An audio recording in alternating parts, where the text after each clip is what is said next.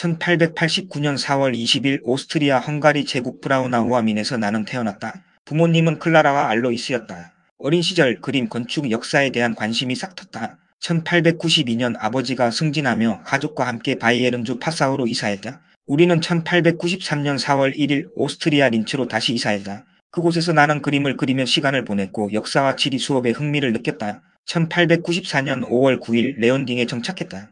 도시의 건축과 풍경을 관찰하며 예술적 감각과 관찰력을 키웠다. 1903년 나는 아버지를 여의었다. 아버지의 죽음 이후 독립심을 키웠고 미래를 고민했다. 1905년 중학교를 마치고 화가가 되기 위해 빈으로 갔다. 미술학교 입학을 준비하며 그림 연습에 몰두했다. 하지만 입학에는 실패했다. 1908년 빈에서 생활하며 그림과 건축을 독학했다. 미술학교 입학 실패 후 생활비를 벌며 빈의 빈민가와 부유한 거리를 오갔다. 1913년 미넨으로 이주했다. 독일군 입대를 준비하며 민족주의와 정치적 사상에 관심을 가졌다. 1914년 8월 1일 바이에른 연대에 입대했다. 나는 제1차 세계대전이 발발하자 전선으로 향했다. 전쟁의 참혹함을 몸으로 느꼈고 독일의 승리를 위해 싸워야 한다고 생각했다. 1914년 10월 나는 서부 전선 참호에 배치되었다. 참호 생활 속에서 인간의 공포와 용기를 목격하며 전쟁의 잔혹함을 깨달았다. 1915년 참호에서 전투 경험을 쌓았다. 전쟁의 공포 속에서도 생존하려 했었다. 1916년 7월 나는 솜 전투에 참여했다.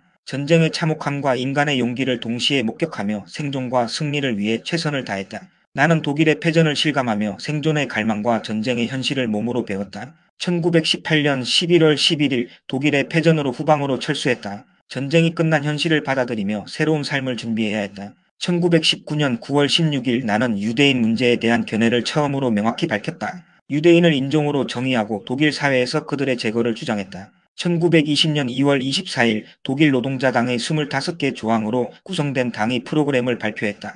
나치당의 이념과 목표를 명확히 했다. 나는 1921년 7월 29일 독일 노동자당의 지도자로 선출되었다. 당이 조직을 강화하고 연설 활동을 통해 대중과의 소통을 확대했다. 1923년 11월 8일 나는 미넨 맥주홀에서 폭동을 일으켰다. 바이에른 정부와 군부를 장악하려 했지만 실패했다. 1924년 4월 란츠베르크 감옥에 수감되었다. 감옥에서 책을 읽고 사상과 당 조직을 정리했다. 나치당의 장기 전략, 선전 방법, 정치적 목표를 글로 정리하며 미래를 준비했다. 1925년 2월 감옥에서 출소했다. 나는 당 재건과 조직 확장에 몰두했다. 전국적인 조직망을 재정비하고 선전 활동을 강화했다. 독일 국민에게 당의 이념을 알리고 지지층을 넓히는 데 힘썼다. 1926년 나치당의 선전과 조직 강화를 위해 연설과 모임을 지속했다. 나는 국가적 위기와 독일의 재건 필요성을 강조하며 권력 기반을 구축했다. 1929년 세계 대공황 속에서 독일의 경제적 혼란과 국민의 불만을 관찰했다. 나는 연설과 선전을 통해 독일 국민에게 희망과 독일의 부흥을 약속했다. 1930년 나는 총선에서 나치당의 의석을 확대하는 것을 보며 전략적 성공을 체감했다. 나는 선거와 정치 활동을 통해 독일 국민과 연결되며 영향력을 키워갔다. 1932년 대통령 선거에 출마했다. 나는 비록 대통령에는 당선되지 못했지만 나치당의 영향력은 최대치에 달했다. 정치적 힘과 국민적 지지의 중요성을 뼈저리게 느꼈다. 1933년 1월 30일 나는 독일 총리가 되었다. 내각 구성, 정책 추진, 군사, 재무장, 당과 정부의 권력 통합에 힘썼다. 국가 전반의 통제와 당 정책을 감독하며 실질적 권력을 장악했다. 1934년 6월 장검의 밤을 통해 당 내 반대 세력을 제거했다. 권력 구조를 공고히 했다. 1935년 독일군 재무장과 군사훈련을 주도하며 국제적 위상을 높였다. 1938년 3월 13일 나는 오스트리아를 독일에 병합했다. 전략이 성공했음을 느꼈다. 1938년 9월 30일 체코슬로바키아 수데텐 지역을 합병했다. 나는 민족주의적 목표 달성에 만족감을 느꼈다. 1939년 9월 1일 나는 폴란드를 침공했다. 전격전을 시작하며 도시를 빠르게 점령하는 모습을 지켜보았다. 나는 전쟁 초반의 성공에 고무되었다. 1939년 9월 17일 소련의 움직임을 주시했다. 동부 전선의 위험을 대비해야 했다. 장기적인 전쟁을 준비했다. 1940년 4월 덴마크와 노르웨이를 점령했다. 북유럽의 전략적 요충지를 확보하며 독일의 군사력이 유럽 전역에서 점점 위력을 발휘하는 것을 체감했다. 1940년 5월 6월 나는 프랑스를 공격했다. 프랑스 북부를 점령하며 빠른 기동전이 독일군 승리를 가져오는 것을 확인했다. 나는 파리 점령 계획을 세우며 국민과 군대에게 독일의 위상을 보여주기 위해 선전을 강화했다. 1941년 6월 22일 소련을 공격했다. 바르바로사 작전이 시작되었고 초기 성과에 고무되었지만 소련의 강활함과 혹독한 기후가 문제임을 직감했다.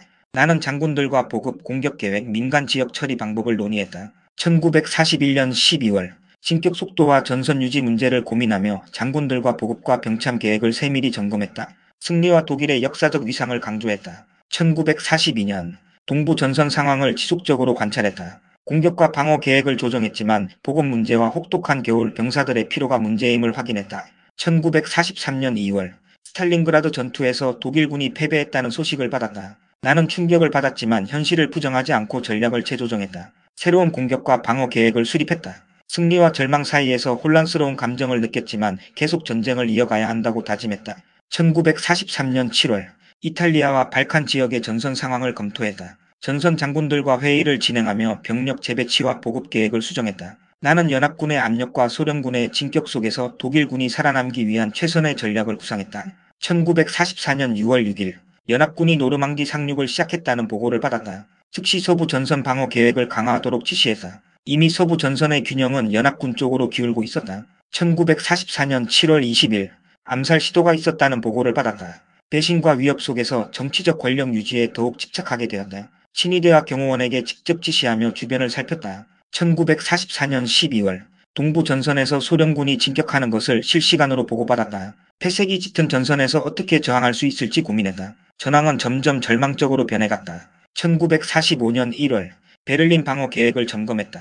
소련군이 도시 외곽을 압박하며 진격하고 있었다. 마지막 방어 전략을 논의했다. 벙커 속에서 전쟁이 거의 끝나가고 있음을 직감했지만 나는 포기하지 않고 마지막까지 독일을 지켜야 한다고 생각했다. 1945년 4월 베를린 지하 벙커로 이동하여 최후의 지휘를 이어갔다. 도시가 포위되는 모습을 벙커에서 지켜보며 현실과 절망을 동시에 느꼈다. 마지막 결정을 준비했다. 1945년 4월 30일 벙커에서 나의 최후를 결정했다. 내가 세운 제국과 전쟁이 끝나는 것을 받아들이며 독일의 미래와 역사에 대해 생각하며 삶을 마쳤다.